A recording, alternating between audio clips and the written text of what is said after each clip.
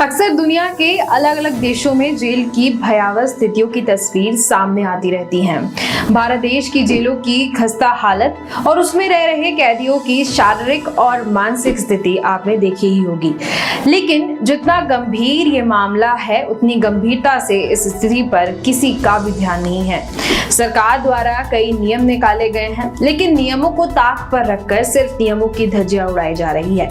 इसके पहले एक वीडियो में मैंने नॉर्वे की जेल का जिक्र किया था।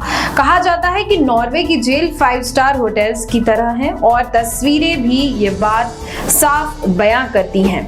वहीं भारत देश की बात करें तो हालत आपके सामने नजर आ रहे हैं। क्या हम भारत देश की जेलों को नॉर्वे की जेल का 50 से 60% भी नहीं कर सकते हैं? नॉर्वे में ओस्लो तट से करीब 75 किलोमीटर दूर एक आइलैंड है जो 115 क्रिमिनलों का घर है। इनमें कई ऐसे जो नॉर्वे के सबसे खूंखार अपराधी हैं, जिन पर मर्डर, रेप और ड्रग के तस्करी के मुकदमे हैं। लेकिन सबसे दिलचस्प बात यह है कि इन अपराधियों के लिए यह आइलैंड एक छुट्टी मनाने जैसी जगह है। वजह यहाँ के बेस्ट बॉय जेल में मौजूद तमाम सुख सुविधाएं। नॉर्वे मानता है कि अपराध करने वाले शख्स को पहले दिन से ही सुधारने की कोशिश करनी चाहिए और जेल का भी यही मकसद है। नॉर्वे के आइलैंड जेल में कैदियों को लगभग हर तरीके के काम करने की छूट होती है।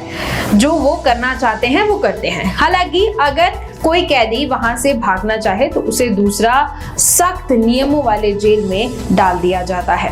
कुछ रिपोर्ट्स के मुताबिक यूरोप के दूसरे देशों के मुकाबले नॉर्वे में एक बार अपराध करने वाले शख्स के दोबारा अपराध करने की दर काफी कम है। यहाँ के जेल को ना तो चारों ओर से ऊंची दीवारों से घेर दिया जाता है और ना ही इस पर तेज इलेक्ट्रिक करंट दौड़ता है। इतना ही नहीं, इन कैदियों की रखवाली के लिए सुरक्षा कर्मचारी भी चारों ओर से नहीं रहते हैं। यहाँ के कैदी शौक से घुड़सवारी करते हैं, टेनिस खेलते हैं और धूप में बीच पर सनबाथ भी करते हैं। कैदियों को पेंटेड लकड़ी से बना घर दिया जाता है। एक घर में कई लोग रहते हैं, लेकिन सबके अलग अलग कमरे होते हैं और कमरों के साथ उनके अपने किचन भी। कैदी जानवर भी पालते हैं, खेती भी कर सकते हैं। खाने में कैदियों को लजीज भोजन भी परोसा जाता है। इस जेल का मकसद है कैदियों को जिम्मेदार बनाना। आंकड़ों के मुताबिक इस जेल से छूटने के बाद बेहद कम लोग दोबारा कोई क्राइम करते हैं।